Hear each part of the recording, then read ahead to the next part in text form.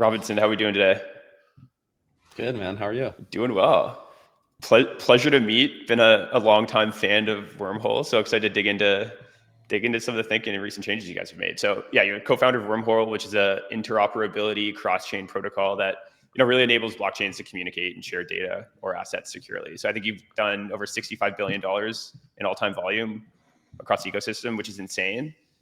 Yeah, wondering if you can just kind of kick this off by giving us a holistic description of the ecosystem, because it's much more than just, I think, like the back end infrastructure than that maybe people maybe think it is. Absolutely, Josh. And I mean, I think you said it right.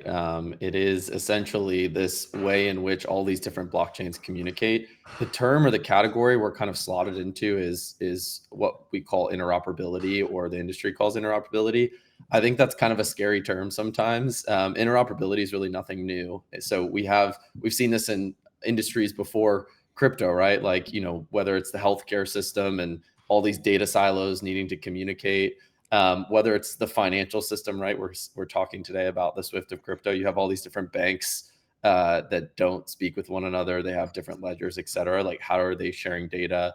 You can use this analogy for anything, really. And what we've done today, or what we've done over the past now almost 5 years in October, is be able to help these blockchains share data. And when you can share data, to your point, you unlock a lot of really more interesting use cases. I think the one that we have the most product market fit for, to also what you said, is transferring assets. So we've done the most asset flow in the industry, but you can also do things like build oracles, right? So obviously a lot of people are probably familiar with Chainlink. I think the second largest oracle, or definitely up there, is Pyth. Pyth is entirely built on Wormhole, right? All they need to do is get data to one blockchain, and if they can do that, we can jet it to any blockchain that needs it, or that in their perspective is their customers. So it's a lot of asset transfer, definitely the core business, but you also have oracles. You also have WorldCoin, World ID uses Wormhole. So we're starting to see this kind of like compounding effect of an ecosystem like you'd see with a blockchain. Oh, very cool. Yeah, can you tell us more about this, like, Swift for crypto kind of positioning you guys have been leaning hard into? Like, what does that mean? I guess my default assumption is, like, Swift is me sending money from one bank to another, something crypto kind of natively does well. So yeah, why Swift for crypto? Yeah, it's good. It's a good point. I think for us, when we think about the Swift of crypto, a lot of that messaging is, and we have to think about our audiences in crypto, right? We have our developers, we have our retail users, and now a lot of the audience we're talking to, especially as we get into kind of digital asset treasuries in Wall Street, is the kind of Wall Street or more public market investor. And so when you think about what we're actually doing as a technology, it's very, very similar to Swift. Swift is essentially a messaging protocol. It kind of flies under the radar in terms of the actual total addressable market, or the actual volume that it does. They definitely try to shy away from sharing a lot of like monetary figures, but it's kind of been estimated that they do anywhere from 4 to 7 trillion in volume in a 24-hour period. Like, that's a big number. That's insane. That's a big TAM. Yeah, exactly. That's a big TAM that we're going after. And so I think when you think about 24/7 markets and instant settlement, you do get all of that with blockchains, but we are pushing for this world where on-chain doesn't mean the bags you hold, right? Like, it doesn't mean I hold Sui bags, so when I think on-chain, it's Sui. On-chain means all of the chains. And so we act as like the actual communicator between them. Got it. And does this mean, I guess, as you look forward, does that mean a big strategic focus is kind of traditional institutions versus, your retail user wanting to send Solana to, BNB to buy Aster or something? Yeah. Okay. Well, the funny you say that, because we had a ton of the Aster BNB. I'm sure you did, Ed. I'm sure you did. Yeah. It's kind of crazy, actually, when any of like the new metas or narratives come up, we like look at scan and you can see the flows. So right now, actually, if you go to wormholescan.io for the audience, you can just see Solana to BNB corridor right now is absolutely pumping, and everyone's obviously trying to go to Aster. But yeah, I think it's a balance, right? It's the serving the needs and the kind of meta today, and then also where's the market going in the future. I think today we still see a lot of these flows between BNB to go buy Aster, right, or going from Sol to BNB. But where we're focused a lot right now is obviously stable coins. That's not a silver bullet answer, but also RWAs. So we work exclusively with BlackRock. We work with Apollo, Hamilton Lane. Like, insert your big institution. We've kind of cornered that market. We actually have a huge announcement coming out tomorrow regarding this. And the idea is that the more and more of these funds come on chain, they really do see on chain. And it sounds like, not to drive this point too far, but they really see on chain as all the chains, right? They want the total addressable market of the crypto investor, not the Ethereum addressable market. However, that is a sizable one. Got it. So go ahead, Beast. No, I have never been to Wormhole Scan, and it's just very beautiful, wonderful explorer. It's great to see these flows. Yeah. So how does someone like BlackRock use Wormhole then? Is it, they're putting their, tokenized funds or whatever on a chain, but then they just use Wormhole to have it across chain day one? Exactly. Yeah, I think so. We work in partnership with the tokenization platforms. They handle the actual tokenization and then the compliance aspects.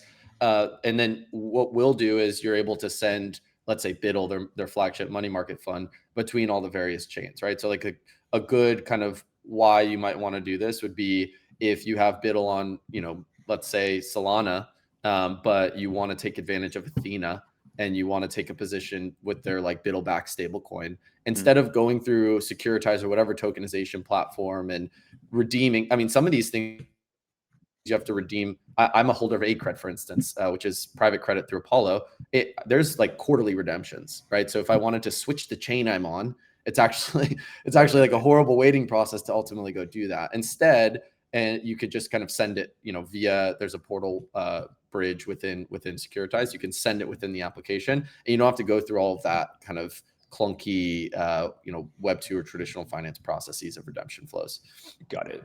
I'm curious what the competitive landscape looks like here, and how you guys have been able to kind of build such a seemingly strong moat and defensibility over the last few years. Yeah, I think so.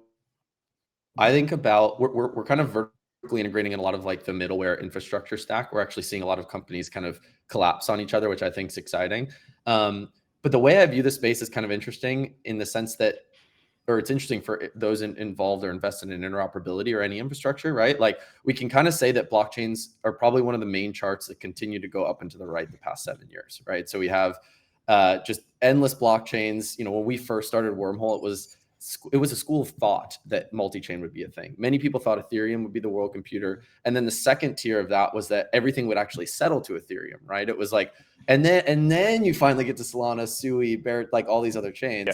Yeah. Now where we are is everyone is actually launching their own, right? We think Stripe, we think Circle, we think Tether, Robinhood, and so on. So like the fact that there's going to be more and more blockchains, I think it's hard to dispute in general. So what happens though is that there are more blockchains, interoperability becomes more valuable, and it actually benefits the investor, the blockchain, the developers building with applications to have fewer protocols, because it's less liquidity fragmentation, it's less developer experience overhead, et cetera. So what happens is over these past few years, you've actually had this category become more and more valuable. Obviously, I'm biased to say that, but I think the logic makes sense because there's a consolidation where there's also a proliferation. So there's more and more demand, and then there's a consolidation because it just makes sense to do that. And so for us, we've always seen this. We originally called it the bridge wars. Now it's very much more than a bridge. And I think the space is now getting to where there's really like 3 meaningful players, and that those meaningful players kind of lead at different parts of the stack. For instance, front ends, I think we do pretty well with Portal and Mayan. I think we do pretty well with institutions and stablecoins. Maybe some of these like gas tokens or network tokens, I wish, flew or went through Wormhole a little bit more, right? And so there's certain areas where we do better, competitors do better, but I think the one thing we're seeing is that there's just a consolidation, and a lot of who we used to be worried about as competition aren't really kind of here anymore. Yeah, interesting. I'm curious, I guess if you look out a few years, so obviously you expect this blockchain fragmentation to continue. Is that more kind of vertical specific or use case specific chains? Is that like, are you bullish on the app chain thesis? Like, how do you see that emerging? Yeah, I mean, I think that it's also an economics question, right? Like there is always going to be an economic incentive to control more of the stack, to have more of these fees. And as we see these like bigger players get more and more into crypto, you can only imagine that they would launch their own blockchain, right? Like even applications that, you look at Solana and you have some of the top applications making more revenue than the chain, which I think is what Solana's goal should be. And in their defense, they do tout that they want these protocols to be making more fees than Solana. But at some point, you want more control, you want to extract more revenue, you want to have just more control of sex. So I think there's an interesting economic incentive to, once you get big enough, to launch your own chain. So I'll give an example too. Like I was at DoorDash for about 4 years, pretty early on through the IPO, and every single transaction DoorDash did was through Stripe. Every single delivery was through Stripe. Stripe would take a few bips, but once they became big enough, I don't know if they've actually executed on this, but I know it was a discussion for a very long time. It was, at what point does it make sense to build our own payment system, right? And Stripe, I think, maybe would even say that, like, as you get into these enterprise customers, that's not their bread and butter, right? Their bread and butter is like the SMB mid-market and maybe like smaller cap enterprise. And I think that's a similar kind of analogy you could use for these blockchains. And so I mean, it benefits, and I'm biased. It benefits me, and I'm biased that, I think this, but I also think there's just too strong of an economic incentive to continue to see that. That fat app thesis, if you will. I mean, especially with all these tools being open source, abstraction getting better and better. Like it truly is getting commoditized. It's funny seeing whatever Tempo and Art come out saying, no, we had to do this to get whatever the features or properties we wanted, and it's like, no, you didn't. You just want control, which is completely justifiable. Like it makes sense. Cool. So you guys recently announced that you're upgrading your tokenomics. I'm curious what led you to wanting to do this, and I guess ultimately what challenges your current tokenomics you're looking to solve.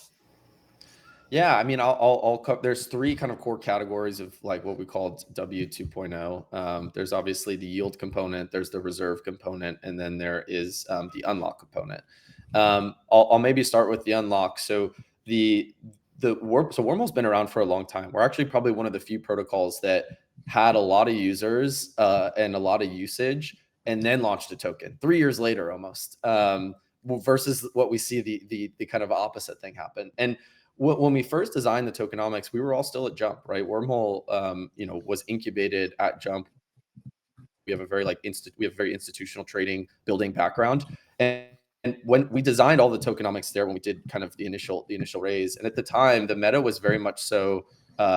It was like FTX era, if you will, where it was like you have these giant cliffs, and every time an unlock comes, you figure out a way where you can kind of pad the unlock, whatever the various strategies teams will use. And then over time, so we launched TGE with that. And over time, we started to realize like this just isn't optimal for anyone that's a W holder or involved in the W ecosystem. And the main reason why, candidly, is like there's a ton of pressure on the token around these like big cliff events. And so our main goal was just to smooth it out, so that there isn't this massive sell pressure and this constant like down pressure for the token. So that was step one. Step two, and I'll kind of breeze through this a little bit more, is that Wormhole is interesting in that it's not a proof of stake network, right? So there's not a native reason. There's not like native yield in the sense of you're staking and securing the network and you're getting yield. We also didn't want to turn on inflation. We didn't want to dilute the actual the token holder. So we essentially figured out a way via like a large portion of tokens we have put aside as the foundation to figure out how we can offer a base yield. And then on top of that, we're launching what we're calling Portal Earn. So Portal is exciting because our goal right now is to make it like the decentralized Binance. And so if you think about Binance Earn, Portal Earn will be very similar to that. And that today it's going to be points, tomorrow it could be something different, but we're adding that on top of that yield. So the yield component is the second. We're answering the question of like, why am I holding this token long-term besides believing in the project, which is a core component, but there should be these other things. And lastly is the reserve, right? So Wormhole today has started to make money. We started to make revenue. Just think about a given network. Wormhole has so much network effects. If I'm a new L1, it's pretty valuable to have a connection with Wormhole. I'm willing to pay a lot of that. And so what does it look like for us to start sharing that to the reserve? And then as we see regulatory clarity, sharing that with token holders. I think what we're seeing a lot right now is the buybacks. And I think teams are still a little bit nervous. Some are more higher on the risk curve than others, but to start sharing the buybacks, right? And so that's, I guess, in summary, the three components of it. But we listen to the community about the token, what we can do better, and this is largely just a culmination of that. Got it. And as you think about, I guess, attracting demand for your token, like how how much you focus on retail attention versus kind of maybe larger institutions wanting alignment? Like, are you just going to go build a great business and kind of hope the rest takes care of itself? Or do you need to go, manufacture narratives and attract retail attention and do all that stuff that, we know and love? I'm going to try and be concise with my response here, but you're touching on something that I've largely been thinking about for the past 6 months pretty deeply. To answer your question, we're going to do both. But I think our DNA is being good product and company builders, right? That is our DNA. That, like, coming out of Jump, we're really good at building products and building things from the ground up. The thing I think that we've realized that is you just can't live without in crypto is kind of building, and not just like empty narratives, right? I think we've done a good job of building a reputation on executing on narratives and roadmaps, but is pushing more of the narratives, right? I think in crypto, I used to be like, oh man, it's so much, everything's so narrative driven. But then you actually look at just, the regular world and stocks, et cetera. It is the same thing, right? Elon says, hey, investors go, why would I pay 1 trillion for a car company, which is Tesla?